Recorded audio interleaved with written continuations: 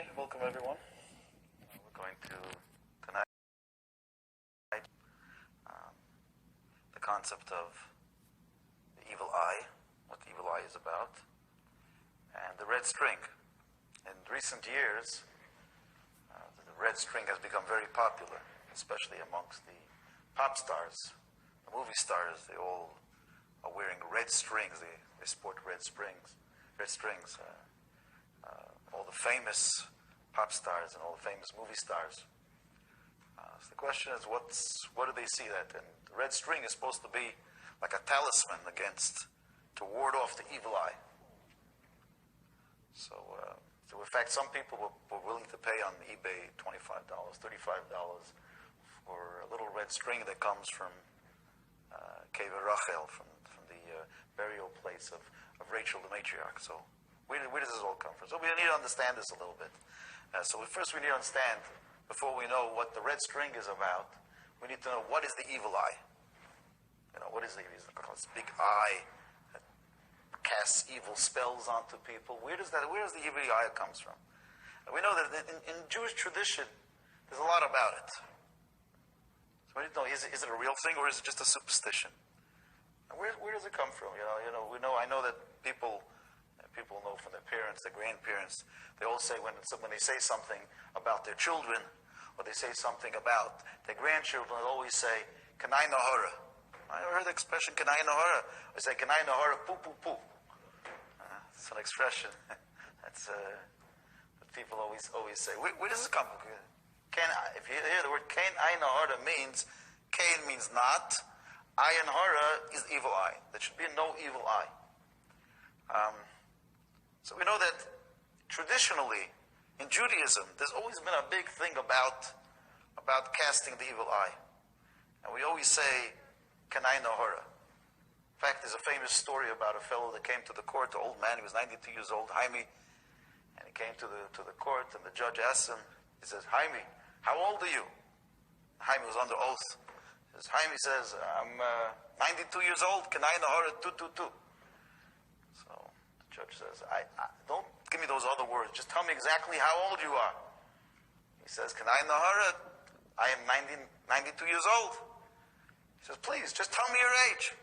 So the lawyer comes up and says, let me work this out. He says, Jaime, Kanai Nahara, how old are you?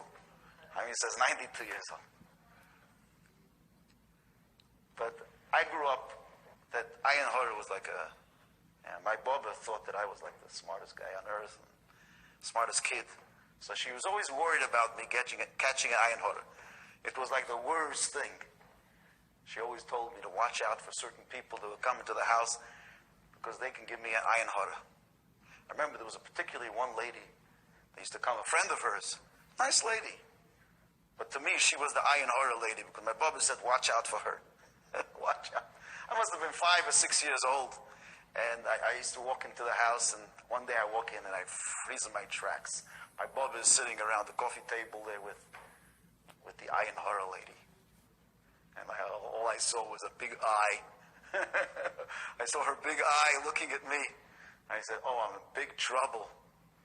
So and my Baba looked at me, she says, oh no. Like we both understood each other. Like I wasn't supposed to be there then because the Ayin Hara was coming. So we have a smart kid. So I started to limp a little bit as I was walking through the room. So the Ayin Hara lady said, who's this? She says, yeah, it's my grandson. I have something a little bit funny with him. You know, he's not like, oh, totally good. You know, and I keep on living. And then she gives me like the thumbs up, you know, like, oh, you did a good job. You saved yourself from the Ayin Hara lady. So this was the way we grew up. We grew up that the Ayin Hara was like a real thing. That's the question. The question tonight we're going to discuss, is it real? Does it have any biblical origins? Does it have any Jewish origins? Is there really something to worry about just because somebody looks at you the wrong way? Can they actually have powers over you? Is there such a thing? And that's the question. Is it real? Is Ayin Hara real? Is the evil eye real? Is it dangerous? Is it something that, a dangerous thing? Apparently it is. If you look at the Jewish sources, you look at the old Jewish sources, you find it says in the Talmud that 99 out of 100 people in the world die from ayin hara, from the evil eye. How do you like that? It says, that's what it says in the Talmud, that 99 out of 100 deaths are not caused by heart attack or by cancer they're caused, the origins of the death is from ayin hara, from the evil eye. We find that when Jacob had 12 sons, and he warned them that when they go to Egypt, they should not go in all from the same gate of the city. There were 12 gates, and each one was to go through a different gate, to enter through a different gate when they went down to Egypt. Why? Because he was concerned about ayin hara. Jacob, the patriarch, he was concerned that people shouldn't, see, oh, look at this family, it's so great. They have these beautiful 12 handsome young men, strapping young fellows. And they'll ask, whose family? Oh, these are the Jacobsons. This is a very special family, the Israelites. Nice family. Jacob didn't want that. He wanted them to walk in a separate... there is a halacha in the Shulchan Aruch, the Code of Jewish Law. It says that when you have a wedding or bar mitzvah and you want to give honors to the family by the Torah, there's a thing called aliyot. You go up, you have an honor by the Torah. It says you shouldn't call up a father and a son one after the other, a grandfather and a grandson, or two brothers one after the other, because it can cast ayin hara. It could be like people say, "Wow, look how lucky this family is," right? And so it says we shouldn't do that. There's a story in the Talmud about one great rabbi that his son became like the leading rabbi, and they wanted him to go and to give a class in front of the whole congregation. And the rabbi says, "I don't want my son." He says, "I have one son. I don't want the ayin hara. It's my little dove," he says. "I don't want him to be hurt." So we see this thing all over.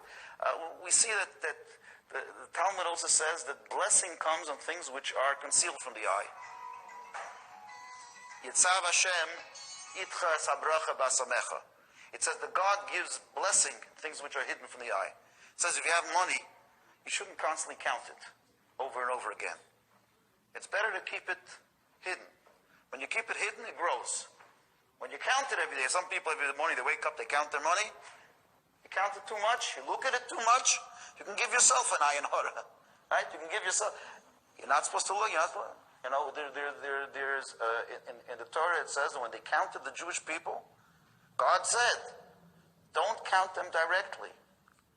He said every person should give a shekel, a half a shekel, a coin for the time, and count the coins, but don't count the people, lest there will be a plague amongst you. That's what the Torah says that. Lest there be a plague amongst you. So you're not allowed to count. And that's why when it comes to a minyan, when people come, you're supposed to have 10 men to make a minyan. We mentioned that before. The tradition is not to actually count 1, 2, 3, 4, 5, because you're not supposed to. Blessing is something you're not supposed to count. You're not supposed to count your blessings. So some people they'll say a pasuk, Hashia es amecha, they'll say a pasuk instead of saying 1, 2, 3. Or some people will say Baruch atah Hashem Elokeinu melech haolam motzi lechem min haaretz. It's 10 words. You count Baruch atah Hashem. You count 10, but you don't count the actual people themselves, because you don't want to cast. You don't want. Blessings have to be concealed. They have to be hidden. It says that when in the farming days, in the Talmud it says, when the corn is in the ear, that means when it is in full bloom, it says a person should not stand and stare at someone's farm, someone's corn, lest the evil eye can be brought. It's called, in the Talmud, it's called hezekriya. There's a damage that can come from looking at something. So it appears that there is a concept of a dangerous eye, of a ayin hara. Its sources, it's not just above a maisa. It's around, it's been around for thousands of years with the history of the Jewish people. It's in the Bible, it's in the Torah, it's in the text. So it's a real thing. So what is the dangers of the eye? What is the dangers of the eye? We know that many times the Torah says that the eye, you have to be very careful with your eye. It says, "And you shall not follow your eyes and your hearts, which you go after and lust after." So the eyes, we know sometimes can cause damage to the person themselves, not to someone else. But we have a concept that sometimes when you see things that you're not supposed to see, those things can be harmful to you. So a person, let's say a jealous person, one of the 10 Commandments is, "Thou shalt not covet." So we do find a concept of the eye being hurtful, but not to someone else, but being hurtful to ourselves. We self-destruct when we use our eyes in a bad way. So we look at something and we become lustful. Right? That's because we looked at that first and we become lustful. We look at something that someone else has and we become jealous. So in Pirkei Avot it says that one of the ways that the people are destroyed, it says people are destroyed through lust, through greed, and through jealousy. And you're jealous. So the jealousy is not something that the first thing is that it destroys yourself. So there's a danger in the eye. The eye can be an instrument of sin. Because when you look in the wrong places, you can be lustful. You look in the wrong places, you can become jealous. So that's how the eye can be. The eye is a very, very powerful tool. I mean, it's one of the most beautiful things that we have is our eyes. To see the world is a gift from God. It's the most wonderful gift.